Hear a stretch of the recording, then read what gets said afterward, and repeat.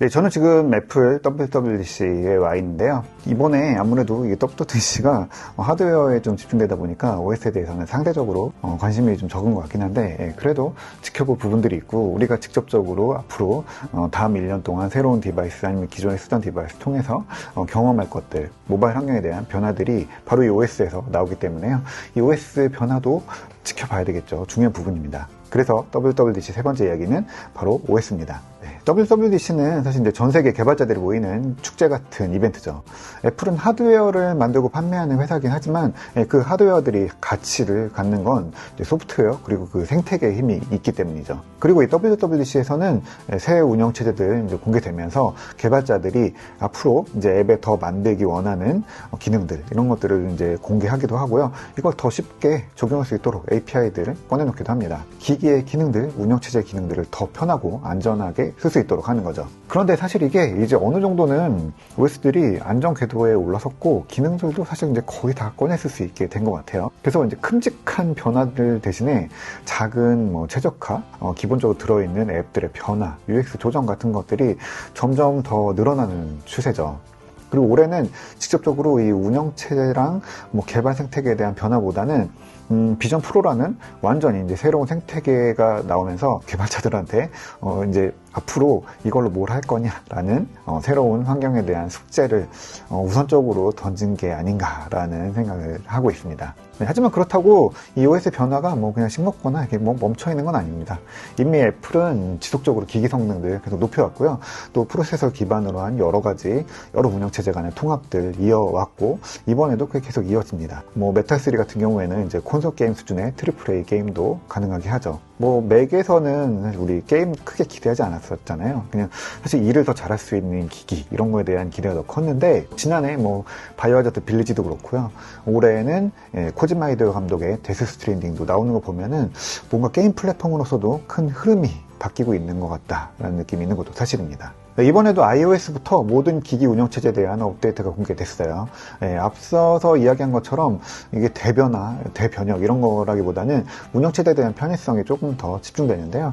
재밌는 거는 애플이 계속해서 지난 몇 년 동안 전화, 메시지, 페이스타임 같은 이런 커뮤니케이션 방법에 근본적인 변화를 주고 있다는 겁니다.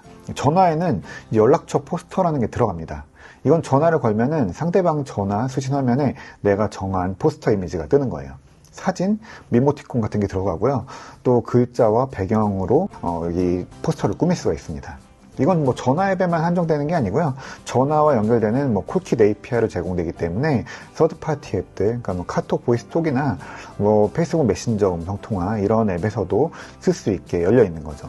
이렇게 애플은 새로 나온 기능들을 거의 동시에 API로 외부의 서드파티에 개방하고 있습니다. 기대되는 것 중 하나는 이 라이브 보이스콜인데요. 걸려온 전화를 못 받을 때 있잖아요. 그러면 이제 나중에 통화하거나 또 메시지 남겨달라고 우리가 또 뭔가 이렇게 남기죠.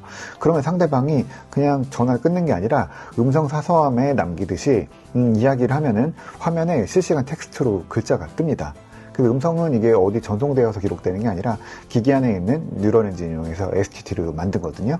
이게 좀 옛날 분들은 아시겠지만 옛날에 문자 삐삐 이런 거 있었죠. 그래서 전화 이렇게 이야기를 하면은 그거를 삐삐에 텍스트로 보내주는 건데 옛날에는 그거를 통신사들이 음성을 듣고 쳐서 보내줬는데 지금은 상상도 못할 일이죠. 또 프라이버시 문제도 있고 그 사람을 써서 그걸 듣고 쳐서 보낸다는 게 사실 말이 안 되죠. 이런 것들이 이제 인공지능을 통해서 해소가 되고 있어요. 기술이 결국에 이제 돌고 돈다라는 걸 여기서 볼 수 있습니다. 네, 메시지 앱은 거의 매년 업데이트가 이루어지는데요. 이 글 외에 이모티콘 같은 이제 감정 표현이 점점 더 강조되는 것 같아요. 올해는 스티커가 좀 강화됐는데요.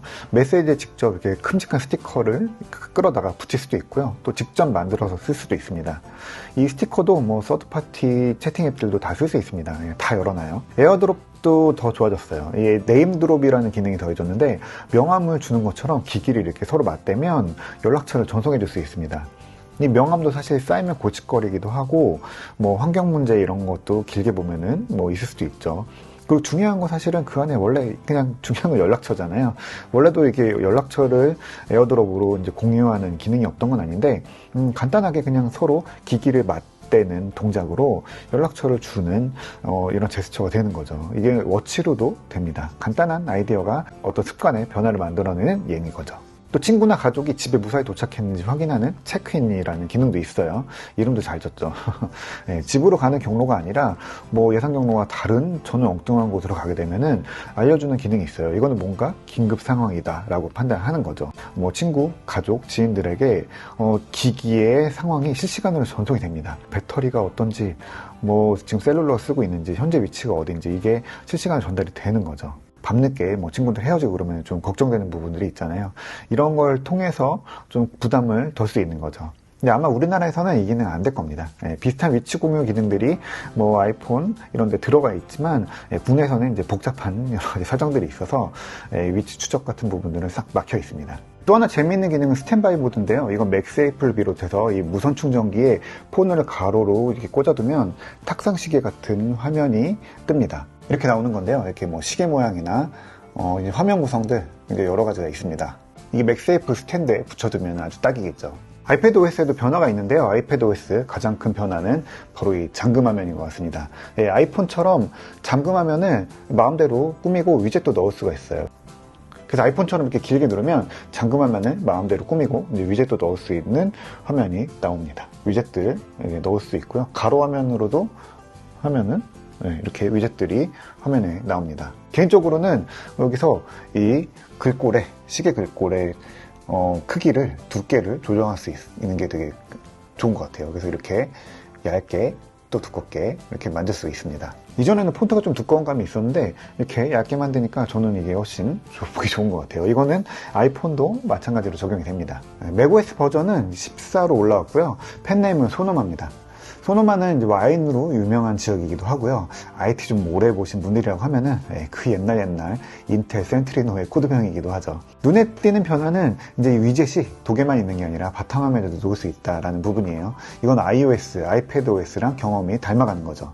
그리고 또 위젯이 맥OS용만 되는 게 아니라 맥OS에 그 앱이 깔려있지 않더라도 아이폰에 깔려있는 앱에 위젯도 갖다다 놓을 수 있어요. 근처에 아이폰이 있으면은 그대로 설정을 할 수가 있습니다. 그리고 이거는 뭐 발표에 나온 건 아닌데 제가 이제 베타에 깔고 좀 써보면서 좀 묘한 느낌이 들었는데 화면의 움직임들이 조금 더 매끄러워진 것 같아요.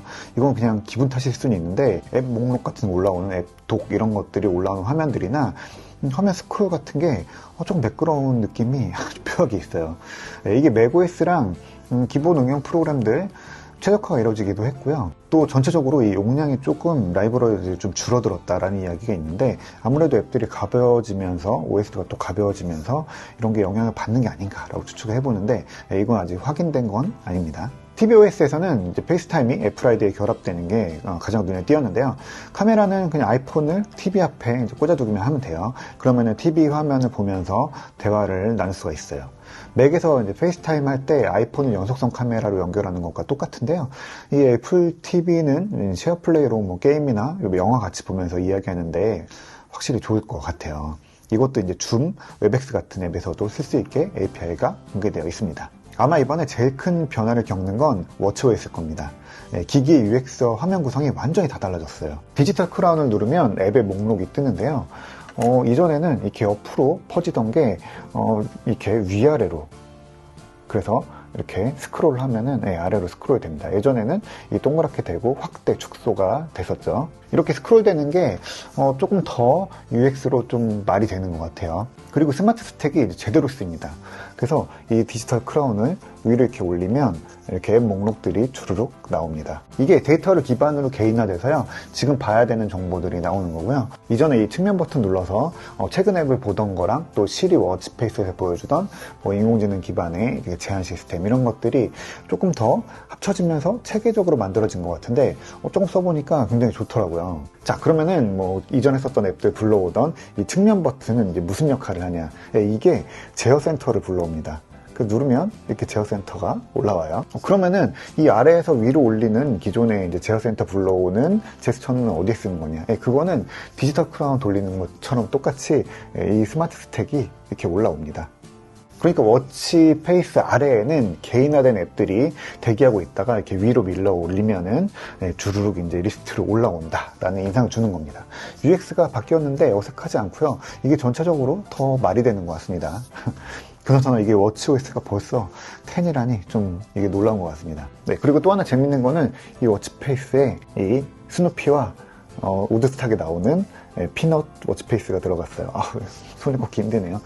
정신건강에 대한 부분들 강화되는 것도 눈여겨볼 만합니다. 이 마음 챙기기에 마음 상태를 기록하는 기능이 더해졌는데요. 여기서 뭐 지금 기쁨을 느끼는지 또 불안을 느끼는지 이런 것들을 기록해 두면은 그게 데이터로 쌓이면서 정신건강 상태가 어떤지 이거를 되돌아봐 줍니다. 그리고 아이폰, 아이패드에서도 우울증 정도를 측정할 수 있는 간단한 설문 이런 것들이 더해졌는데요.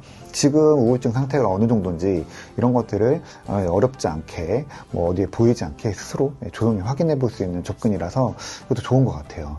이게 뭐 필요한 상황이어도 병원에 직접 가기가 참 어려운 게 이 마음의 병이잖아요. 그리고 이건 아직 뭐 어떻게 하는 건지 아직 해보지 못했는데 이 아이폰이나 아이패드를 너무 가까이서 보면은 좀 떨어져서 보라 이렇게 알려주는 그런 기능도 있어요. 이 아이들도 그렇고 어른들도 그렇고 이렇게 무심코 이제 화면을 보다 보면 점점 이 화면에 들어갈 것처럼 가까이 보게 되죠. 이런 거를 짚어주는 거죠. 이런 사실 근시 같은 거는 관리하기 나름이기도 하고요.